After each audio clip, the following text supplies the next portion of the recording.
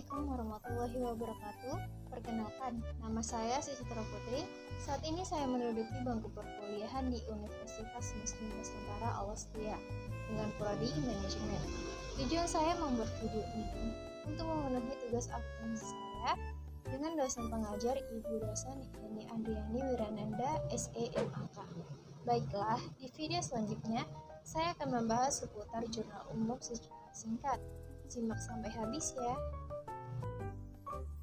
Pengertian jurnal umum di dalam akuntansi.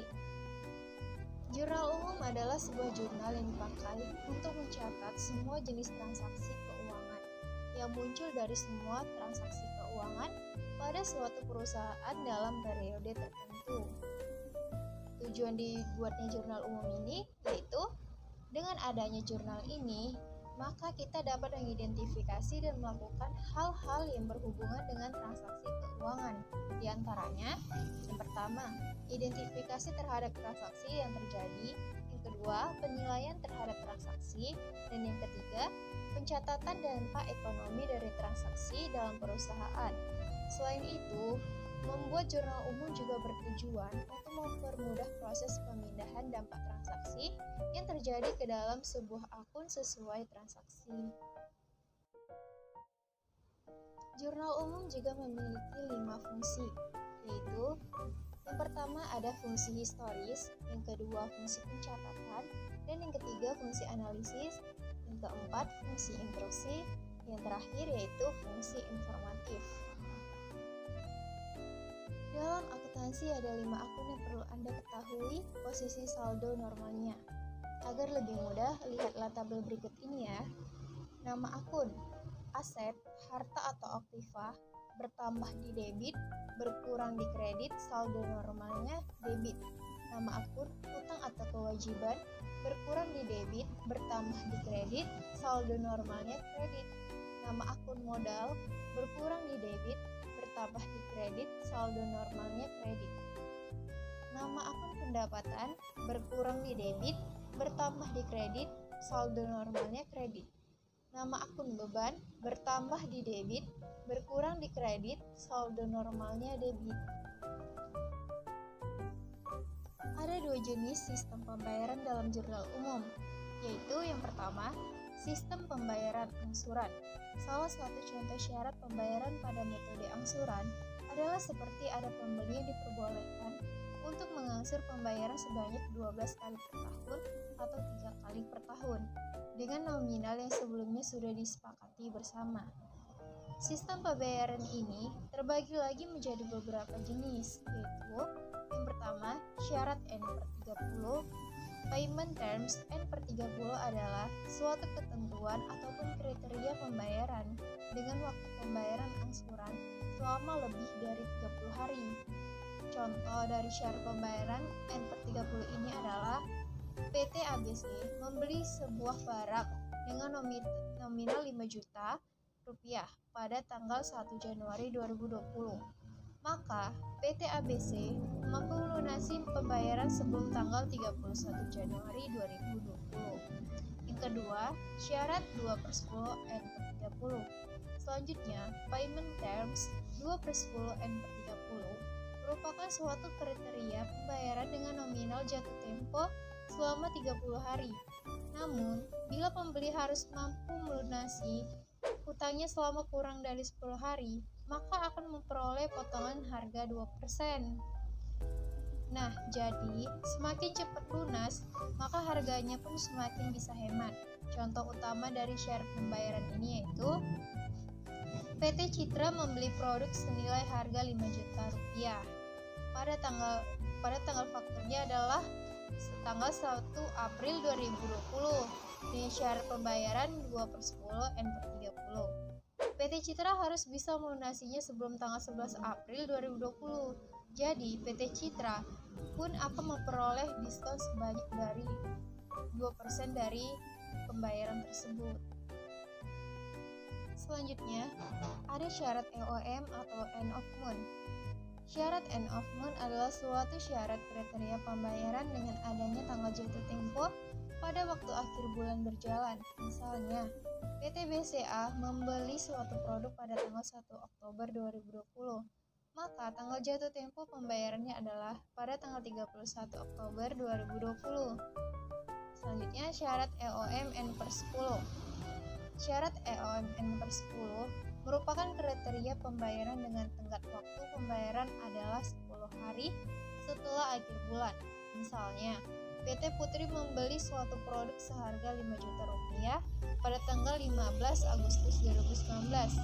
Maka PT Putri harus berhasil melunasinya pada tanggal 10 September 2019.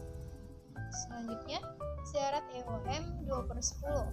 Untuk syarat EOM 2/10 hanya bisa dilakukan dengan memberikan diskon bila dilunasi sebelum akhirnya pada jatuh tempo.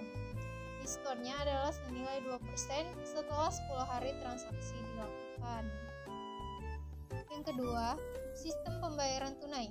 Jika suatu perusahaan menerapkan syarat pembayaran tunai, maka pembeli pun harus bersedia untuk membayar sejumlah dana yang sudah disepakati ketika barang diserahkan. Setelah barang sudah berhasil diserahkan dan sudah dibayar, maka hubungan yang terjadi antara penjual dan pembeli akan berakhir. Baiklah, di sini sudah ada contoh soal jurnal umum perusahaan dagang PT Jaya Abadi.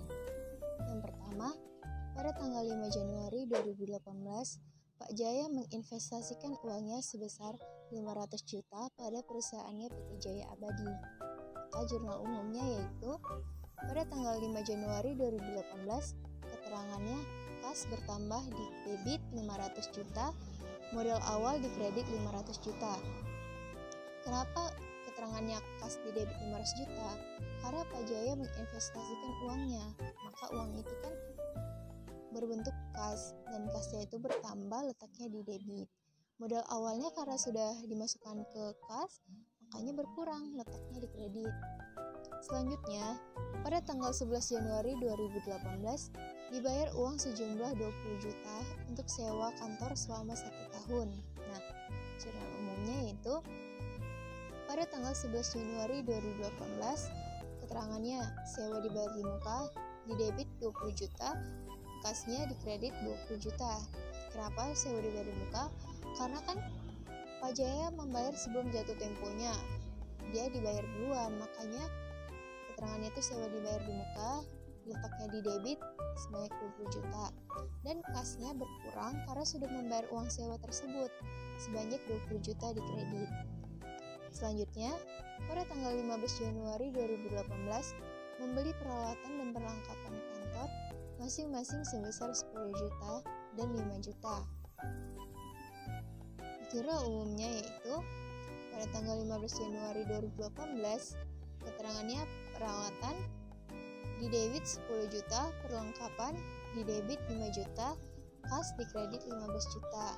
Nah, kasnya di kredit 15 juta karena dia telah membayar. Kan Pak Jaya membeli, berarti dia mengeluarkan uang, yaitu mengeluarkan kas 15 juta. Peralatan dan perlengkapannya bertambah, yaitu letaknya di debit.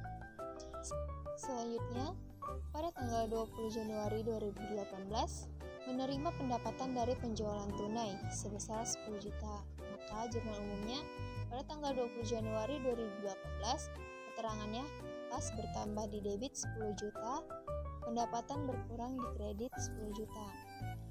Pak Jaya kan telah menjual, berarti dia mendapatkan pendapatan dari penjualan tersebut dan dimasukkan ke kas sebanyak 10 juta rupiah.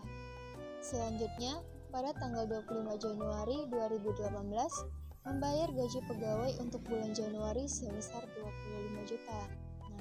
Nah, jurnal umumnya yaitu tanggal 25 Januari 2018, keterangannya beban gaji bertambah di debit 25 juta, kas berkurang di kredit 25 juta.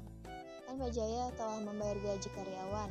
Nah, membayarnya itu kan pakai kas, makanya kasnya itu berkurang, letaknya di kredit sebesar 25 juta rupiah. Maka total keseluruhannya itu di debit 570 juta dan di kredit 570 juta. Baiklah, itu tadi seputar materi tentang jurnal umum secara singkat yang dapat saya paparkan. Jika ada kesalahan dalam penyampaian materi saya mohon maaf. Assalamualaikum warahmatullahi wabarakatuh.